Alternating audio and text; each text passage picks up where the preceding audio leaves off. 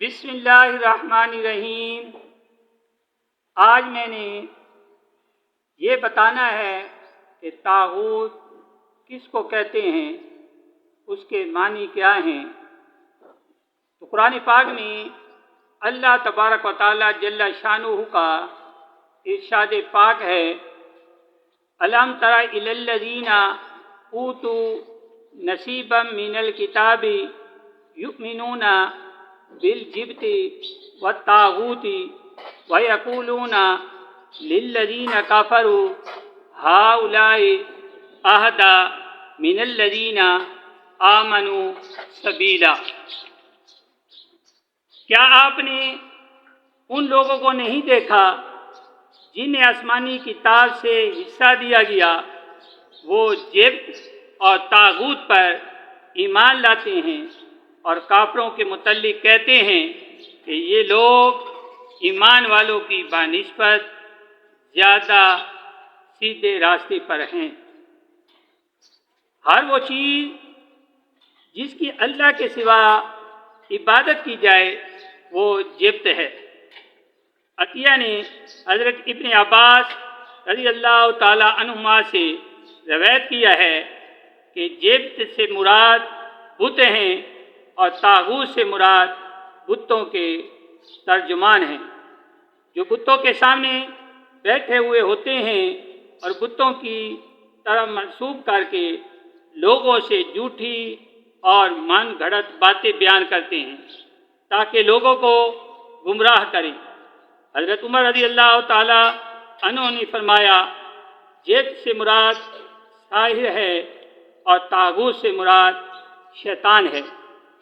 تو طاغوت کے معنی ہوئے بتوں کے ترجمان، شیطان، کاہن۔ تو حضرات محترم، یہ بات ذہن نشین کر لیں، یاد رکھیں کہ اپنے کسی مسلمان بھائی یا بہن کو طاغوت نہیں کہہ سکتے۔ اسی طرح کئی دوسرے غیر مناسب الفاظ، کافر، مشرک، منافق، شیطان، ابلیس وغیرہ، یہ بھی اپنے مسلمان بھائی یا بہن کے لیے استعمال نہیں کر سکتے، کیونکہ یہ گناہ ہے، توبہ کرنا چاہیے۔ ایک اور لفظ ہے جاہل۔ جاہل کے معنی ہیں نادان، بے پڑھا، گستاخ۔ تو کسی کو حقیر سمجھتے ہوئے یا اس کی توہین کرتے ہوئے جاہل کا لفظ بھی استعمال کرنا درست نہیں ہے۔ ہاں، البتہ کسی نے دوران گفتگو کسی وجہ سے کسی کو جاہل کہہ دیا تو اس میں حرج نہیں۔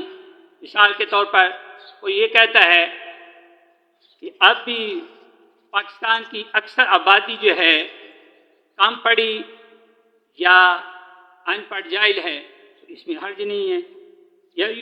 یا کوئی یہ کہتا ہے کہ پاکستانی شہری جو ریاست نے انہیں حقوق دیے ہیں اس سے جاہل ہیں، تو اس میں بھی حرج نہیں ہے۔